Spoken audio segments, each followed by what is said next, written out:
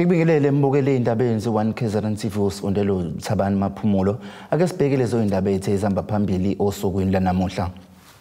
Zisaqhubeka izinkinga kumasipala Umkhanyakude umeya wethe kuphawule ngokuqashwa komphathi wamasipala bakhala ngokungahlanzeki kwendawo abase-Phoenix. Sikwamukele mbukele indabeni 1KZNTV. Zisaqhubeka izinkinga kumasipala wesifunda Umkhanyakude enyakatho nesifundazwe KwaZulu-Natal njengoba abasebenzi bebeke phansi amathuluzi ngenxa yokungabi nazo izinsiza zokusebenza. Lo mkhandlu awunalo uzinzo njengoba kunombango ngozowuhola phakathi kwe-ANC kanye ne-IFP. Usalokhu uqhubeke njalo umdonsiswano ngozohola umasipala wesifunda Umkhanyakude enyakatho nesifundazwe KwaZulu-Natal njengoba lungekho uzinzo kulomkhandlu kusukela kwavotwa ngenyanga kaLwezi ngonyaka owedlule. Ungabi khona kozinzo kulomkhandlu sekholele ekutheni isisebenzi sibeke phansi amathuluzi ngenxa yokungabi nazo izinsiza. Kusukela ngenyanga kaNtulikazi isisebenzi zizwakalisa izikhalo njengoba lo masipala ungakosethuli nesabelo mali. Isimo esilokhu sasikhona izimfuno noma izidingo zabasebenzi i-personal protective equipment yabasebenzi abasebenza kwa-technical ayikazi itholakale kuze kube manje. Sedlule ama-tools of trade kubasebenzi.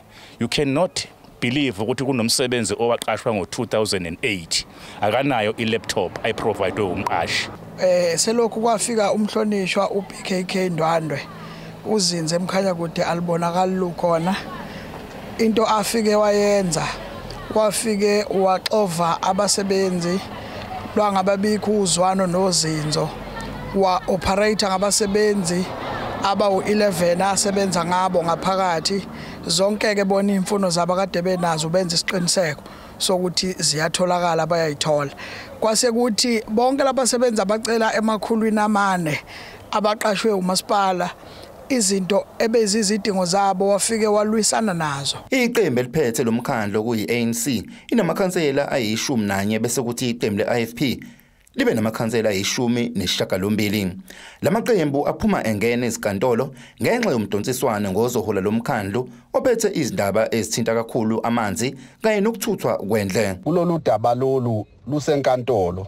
Siyazi sonke ukuthi inkantolo ikhiphe isinqumo esishoyo ukuthi ayikazi ukuliqeda manje udaba. Kodwa ubuholi benhlangano ye-African National Congress ibona obumisi ukuthi kusawubona ubuholi obuzophatha ukusuka manje kuya phambili kuze kufike futhi la okuphuma khona isinqumo esiphelele. Kodwa ngendlela iqembu le-IFP elingahloniphi ngayo umthetho kuyasidumaza kakhulu lokho futhi siyabona ukuthi abazimisele ukuthi abantu bakithi bathola amanzi. Ezinye zezinto ezisiphatha kabi lezo. Umthetho ukuzivumela ukuthi ke uma ngabe nqaba uSpeaker asibhalele ke uMM njengoba sazi ukuthi sino acting MM laphana esingamazi ke thina kodwa ke ukhokta athi ke uqashwe uyena kodwa ke sibekile nakho ukuthi ke ilungelo lethu ke siyalireserve ngoba asimazi ukuthi uqashwe kanjani kodwa siye sambhalela. Namhlanje ke uye wasibhalela incwadi ke nayo iphendula ukuthi akezukwazi ukuhlalisa lo mhlangano. Isigaba sesithathu kokufuna singene kuso manje la sizobhalela khona uMEC futhi sicela ukuthi asihlalisele umhlangano ngoLwesihlanu lapho khona sizokhetha khona ubuholi bomkhandlu sifake ivoti longabethembi lobo bukhona ngoba sebehlulekile dismal. Kuzokhomleka ukuthi lo mkhandlu ungaphansi kweso likamlawuli ngenxa yokuhluleka ukuphatha izimali. Kulindele ukuthi ungqongqoshe omusha womnyango wezokubusa ngokubambisana nezindaba zomdabu uSihle Zikalala angenelele ukuzoxazulula lolu daba. Umeya kumasipala ithe kumxolisa ikhawundi ukuthi balinde umbiko ogcwele ngodaba oluthinta izinsolo zezinye iziphathimandla ezisolwa ngokuba nobudlelwano bokukhokhisana imali komunye wabantu abangase baqokelwe esikhundleni sokuba umphathi kumasipala ithe lolu phenyo uqhamuka ngemuva kokuthi kuthiwa ngusekela meya kulo masipala uPhileni Mavundla nabanye bakhokheliwe ukuze bacindezele igama lomuntu abafuna ngene kulesi sikhundla kanti ukhawundi usho lokhu isithangamisa bezindaba ebesibanjelwe eThekwini. Emva kwamasonto amabili iqalisa uhlelo lwenhlelo khona kubantu abagaqela isikhundla sokuba ngumenenja kumasipala iTheku ekugcineni umasipala usukuvezile ukuthi bazommemezela ngesonto elizayo kumhlangano womkhandlu. A total of 158 applications were received and of those 17 candidates were shortlisted. A screening process was conducted for all 17 shortlisted candidates as required In addition to an interview, candidates also had to do presentations based on a case study that they were given. The next step is to finalize competency assessments. Once the panel has concluded all the steps in the process, a report will be presented to ESCO and to the council. Ukhawunde phendula umbuzo ngodaba lwezinsolo ezithi kunabathize bafumbathisiwe ukuze bafake umfutho ukuthi ukhetho ofuna abathize ku-ANC eThekwini uthi uphenyo luyaqhubeka basalinda umbiko mayelana nalokho. We are still receiving a report as we are saying the issue of the appointment of the city manager will be concluded. So once we receive the report on what transpired and against the allegations, we'll take it from there. The issue on, since you know that the pronunciation has not been made, it's a matter that will need to await us to make a pronunciation on it, because the appointment to us is urgent for the city manager. Wakhisha abantu abangaphezu kwama200 ngodli kwibhilidi laka Transnet eMontclair abangena ngemva kokukhahlanyezwa izikhukhula. Umeya uthi basezinhlelweni zokubasiza labo bantu. The issue of women and children who were residing in the flat that you are talking about, the city is attending to them to ensure that we provide shelter to those community members that are affected. There are more than 200 that are affected, especially women, more than 250 women and children. So it's the matter that the city is working on. Our officials are working together with those communities to check the possibilities of accommodating them. But there was also a request from the city that can we have Transnet allowing them to go back to reoccupy the space whilst we are still finalizing our own engagements. Ukhawunde okunya kuvezile ukuzigqaja ngomsebenzi okubuyisela kwingqalazinda oqhubeka la eThekwini ikakhulu othongathi njengoba kwalimala isiphehle samanzi uthi umsebenzi usuhamba ngendlela egcolisayo. Kude bokhosibisi kiseThekwini. Bakhala ngempilo yabo nokungahlanzeki kwendawo abahlezi kuya ePhoenix ngenxa yamapayipi ahambisa indle engekho esimeni. Usuzethe Salochen ohlala buduze nepayipi elacekeleka phansi ngesikhathi ukuhlasela izikhukhula nyakenye uthi baphuqelekile ukuyogoba amadlangala ehholo lomphakathi ngenxa yephunga elingabekezeleki kanye nokusabela ukuphepha kwabantwana babo. uSalochen usho kanjena ngesikhathi iqembu leDA eThekwini lihlola isimo kule ndawo. Iqembu leDemocratic Alliance esifundazweni KwaZulu-Natal lapha ke eThekwini lingenele umkhankaso lapho ke lihlola khona umonakalo oye wadaleka ngenxa ke yazo ikhukhula ikakhulukazi kubona amapayipi ahambisa indle njengoba ke ubona ambukelisi lapha ke namhlanje endaweni yakhona ePhoenix lapho ke kukhona ke elinye lamapayipi eliye la khahlamezeka kakhulu njengoba sibona ke umthwebuli wethu esivezela ukuthi ke lamanzi lawa yiyo ke indle esuka ke emzini yakhona lapha ePhoenix. Okubhlungu ke ukuthi ke njengoba leli pipe nilibona ambukeli lihamba kanjena ke lingena ke emfuleni ohamba uze ke uyongena ke khona olwandle. Lo mfula ubungavulekile ngalendlela osuvuleke ngayo kepha ke usungaka nje ingenxa yazo ikhukhula. Amalungu omphakathi akhona lapha kuye kwaphoqeleka ke ukuthi asuswe emafletini abehlala kuona ngenxa ke yokuhamba kwawo umhlabathi. Akhathazekile ke ngempilo yawo njengoba mbukeli iphunga eliphuma khona lapha ke lingelihle neze. Most of the families are living at a community hall, that's Zisaqhubeka community hall. The smell is unbearable, especially in the mornings, and like now when the sun hits down there, it's terrible. And we have a lot of chronic patients which had to be moved away. So we come down, check our area. Every week we're sick, every week. So even if we come down for like a few minutes, the residents from the hall come down, go back up there. There's no telling what they feel, because that's like we're breathing in fresh air on the top. And when they come here, it's another story altogether. And there's kids, which we cannot bring down here because of, as you can see, safety. And the main concern, or the main problem is the sewer.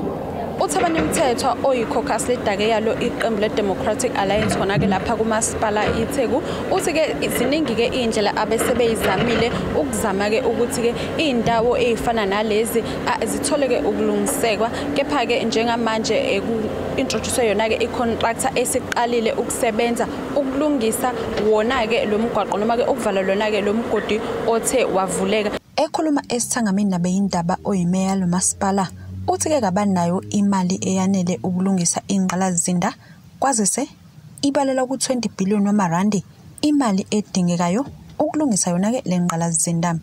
If you ask us whether we have money now to fix all of them, the truth is that we can't have such funding. It requires billions. It goes up to 20 billion rands to deal with the infrastructure that we talk about, also in the water infrastructure. So it requires a lot of money for us. But we have put allocations during the allocation of our budget to try and start working on some of these leakages that we have identified. Ey'ndabeni ze-1KZNTV kubika uNtombi ngiseThekwini. Inzima impilo kumfundi kamatikuletsheni osehlele ekhaya kulandela ukuxoshwa uthishanhloko ethakamisana nobizo lwakhe lomngoma wamkhumulisa amabhayi nesiphika. Ekhuluma neziko lesindaba uyise womntwana uSenzeni Makhanya uthi uthishanhloko wesikole samabanga aphezulu iMtumaseli High eMzumbe ngaphansi kwesifunda uku waxoshwa umntwana wakhe esikoleni wathi akamdingi esikoleni sakhe kulandela ukuthi ebuye esikoleni eseyisangoma. uSenzeni Makhanya ukhala ngokuxoshwa komntwana wakhe esikoleni ngoba engene obungoma. Uthi uthishanhloko wesikole samabanga aphezulu iMtumaseli High School eseMzumbe kaHlongwa waqala ngokuthi anqabele umntwana wakhe agqoka amabhayi neziphika zobungoma esikoleni. Kwaze kwaphetha ngokuthi amxoshe wathi akamdingi kulesi sikole. Wafika uthisha omkhulu. Ngathi mina wafika wakuthatha wathi cha eklasini ya wena ufunani la. Thisha omkhulu ubaba umhloli uthi angize esikoleni. Uyambona umhloli la kusho umntwana wami. Ngithi mina mntanami phambi kwengane wathi yebo phambi kwengane wathi angikufuni la esikoleni sami wena. Ngamchazela la endaweni kamakhelwane kunomntwana oseyilengisile manje nami nginewari ukuthi abantwana masipuma bayiphatheka kambe kanje bayakwazi bazilengisa. Ngicela emhlanganweni ukuthi ngenxa yokuthi umntwana wami unobungoma ngicela ukuthi ibhayi lakhe nesiphika sakhe angeni naso esikoleni kwenze ukuthi makusuka. Wathi uthisha omkhulu ngeke azakwazi ngoba drugs are not allowed. Umfundi oxoshiwe engeke simdalula ukumvikela uqinisekisile ukuthi ngempela uthisha omkhulu umxoshile esikoleni. Wangibuza ukuthi ngibekwa yini esikoleni. Ngasho ukuthi kusho ubaba umhloli ukuthi angize esikoleni. Wangibuza ukuthi ngiyambona nani ubaba umhloli. Ngathi cha, wathi case yami ayikopheli shuthi ngizoze ngize esikoleni seyiphelile icase yami. Okungiphatha kabi kakhulu ukuthi ngiyasala efundweni. Yebo ngiya-understand ukuthi ngase ngivele ngisele for lo 20 days ngangingekho ngawo ngoba ngangade ngigula. Esikoleni ngingene namabhayi ami nesiphika kanye nogwayi. Thisha omkhulu wakunqaba konke. Of which waze washo wathi akangidingi esikoleni ngifisa ukuba ummeli. Ithimba liphinde lathola ukuthi akuyena kuphela lo mfundi ohlele ekhaya ngenxa yokuxoshwa uthisha omkhulu. Kodwa ukhona nomunye osele kuwahlala ekhaya kusukela ngonyaka ka2020 nayo waxoshela ukuthi uyisangoma kulesi sikole. Kusukela ngo2020 ngoFebruary ngaxoshwa esikoleni ngenxa yokuthi uprincipal wami wathe akamdingi umuntu ofaka izintambo namabhonki. Shuthi bengigula ngifunda ugrade 10 ngingazi ukuthi ngiguliswa yini. Umzali wangigqigqisa ngaze ngathola ukuthi nginezinto zabantu abadala. Thisha omkhulu waseMtumaseli ubeyathi mangabe ekhulunywa ngeindaba zedlozi into zabantu abadala athi ene sazini thina ngento zabantu abadala sibancane kangaka sifebe siqede sithi sinabantu abadala. Imizamo yokuthola ukuphawula komnyango wezemfundo esifundazweni ayiphumelelanga. Imiyalezo abathunyelelwe yona ayizange iphendulwe. Ezindabeni ze1KZNTV kubikuza Amando Sicele ngisemzumbe. Mbukele sithi shwe itolo siyabuya nendaba ungayindawo.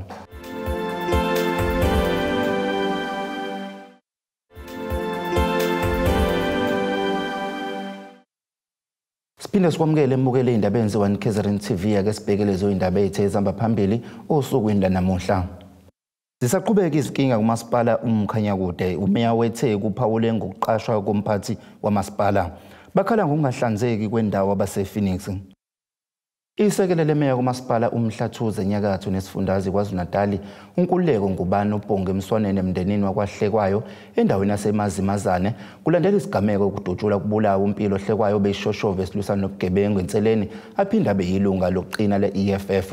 Ungubani ekhuluma nabezindaba uthi angeke baphumule kuze kube ukuthi ubulungiswa buyenzeka njengoba bengakatholakali namanje abenzi bobubi.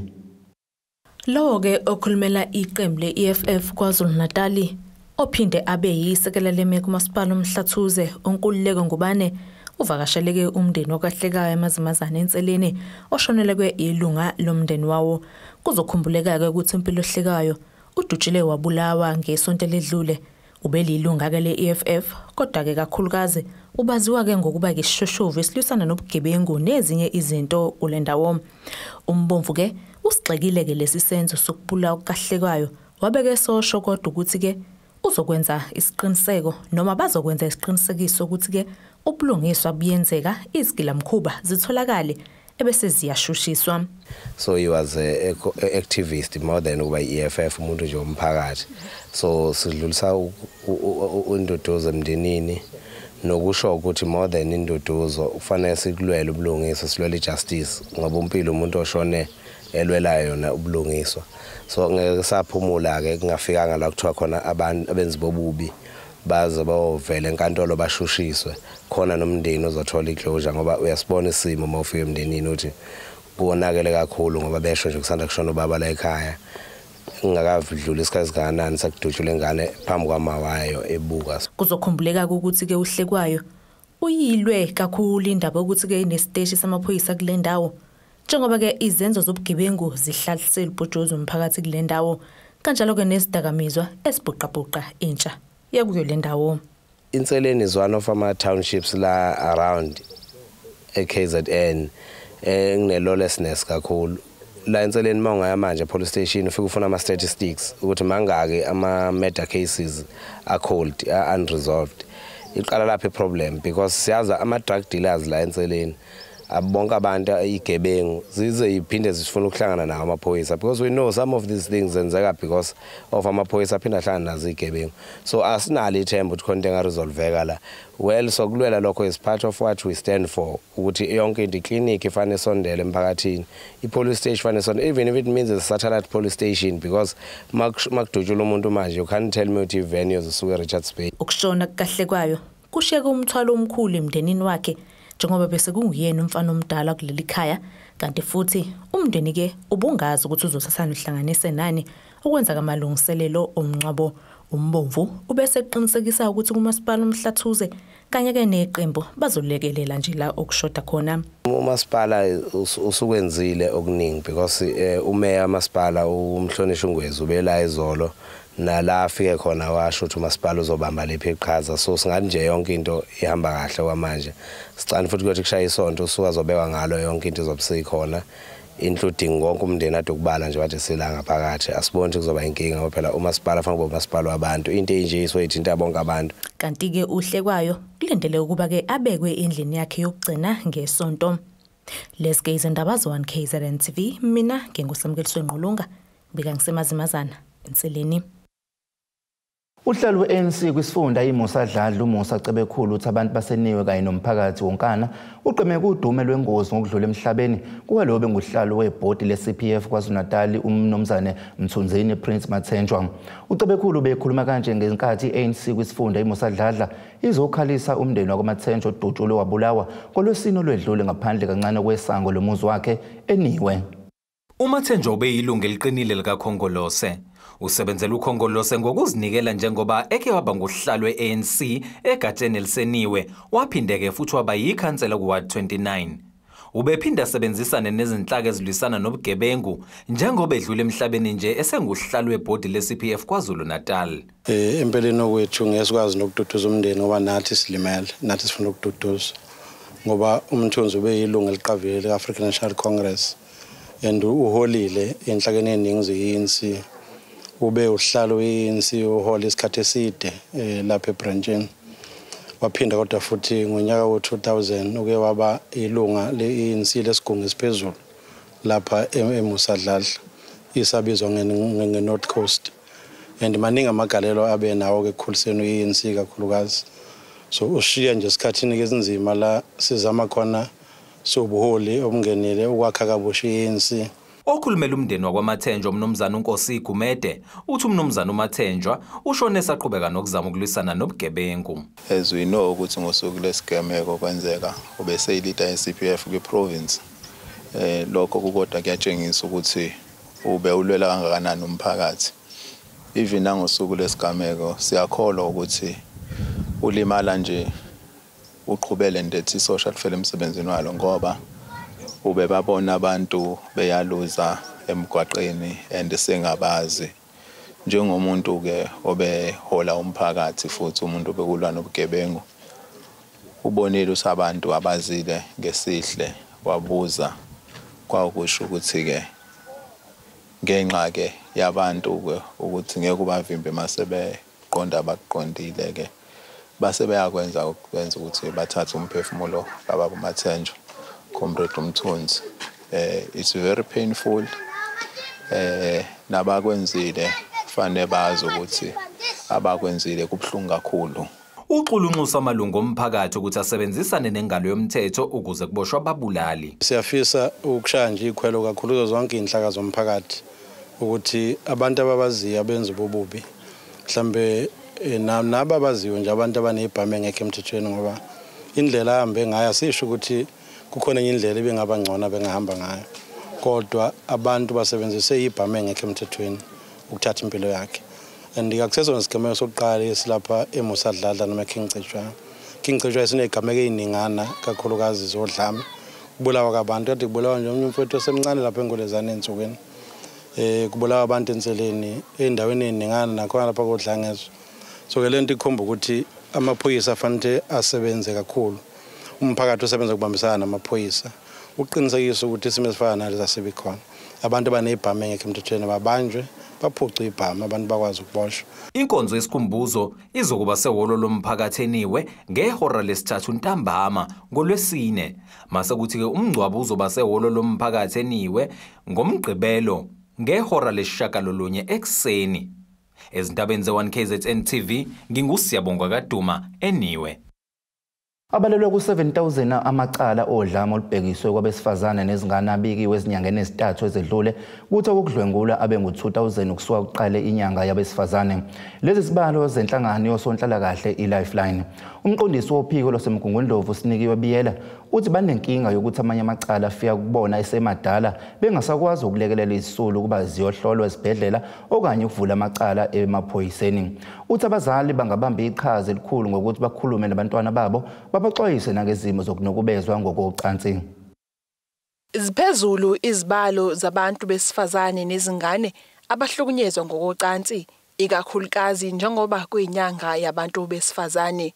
Umqondisi wenhlangano esebenza ngezisulu zokuhlukunyezwa iLifeline uyachaza. Kusukela ngoMeyi mhlawumbe ngizobheka nje u3 months odlulile kusuka ngoMeyi kuza kuJuly amacala siye sabanawo lawe sithi nje abantu la behlukunyezwa khona noma i-gender based violence afinyelela ku-7,000 adlulile in fact 7,000 angale nje kuka 7,000 amaningi alowo macala ahlanganisa ingane ezincane neminyaka engaphansi ko-18 kodwa awe rape lo 7,000 amacala nje lawo sithi abantu besifazane nabantwana abasuke behlukunyeziwe awe rape mhlawumbe acishe be ingxenye yalokho suthi singasho ukuthi ala ko 3,000 kulo 7,000 asuke wona ke kuwe rape uqobo la kusuke kwabantwana abancane nabantu besifazane kodwa ngenyanga yaAugust kuphela njengoba manje uAugust kumhla ka16 sesiye sabana amacala ala ko 788.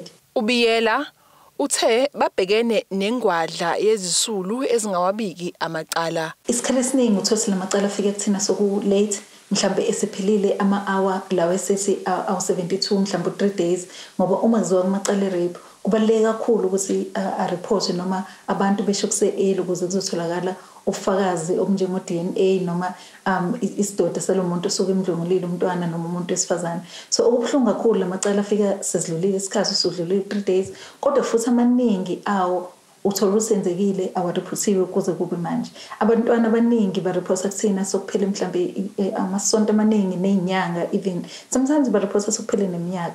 So okukhulu basizakala ngakho uma befika benamacala njengalawa kakhulu bathola ukweluleka ngokomoya noma ngokomqondo. Uqhube wathi kubalekile ukuthi abazali bavuleleke ebantwaneni babo. Kubalekile ukuthi abantwana sikhulume nabo kakhulu ukuthi akulona iphutha lakhe. Uma isenzekile lonto siyabacela ukuthi bereport abazali emakhaya kumele lento behlale bekhuluma ngayo njalo ukuthi kubaleke ngani ukuthi makukhona umuntu okwenza intembi ongayithandi ukhulume ngakho ngoba abantwana bayasaba ukukhuluma ngakho kakhulu ngoba ukudlongolwa kufaka izinkulumo ehambisana nocansi and abantwana emakhaya akukhulunywa ngocansi kakhulu and yena kusukufanele ukukhuluma ngalolu hlobo locansi silenzeke kena uthothi ne language lubeka lolu daba akanayo amazwi ukuthi ayibeke kanjani le ndaba akanawo. Uma emakhaya singasiza ngakho kakhulu ukuthi sibapha amazwi ukuthi uma into enje yenzeka kwena ungakhuluma kanjani ngayo. Uma kukhona umuntu okuthintile wakhumula ingubo zakho zangaphansi wakhumulisa ingubo okuthinta amabele okuthinta izinqa ngisho kuthi ukufaka umunwe kubi lokho kodwa kuzobe ngalona icala lakho mntanami wogijima uzongitshela. Ezindabeni ze1KZNTV ngu-Ayanda Dube. Mbukela ke sithi ishow yetolo siyabunga indawo.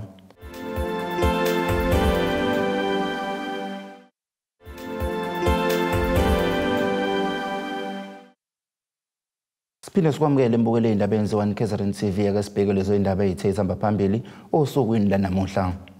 Zisaqhubeka izinkinga kumasipala Umkhanyakude. Umeya wethe kuphawule ngokuqashwa komphathi wamasipala. Bakhala ngokungahlanzeki kwendawo abase-Phoenix. Mbukela ke sibheke kwezomnotho.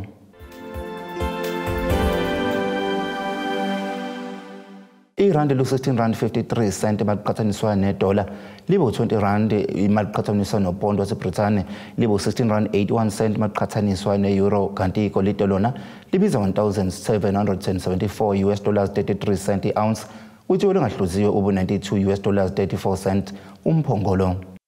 Mbukeli ake sibheke isimo sezulu esingalindeleka.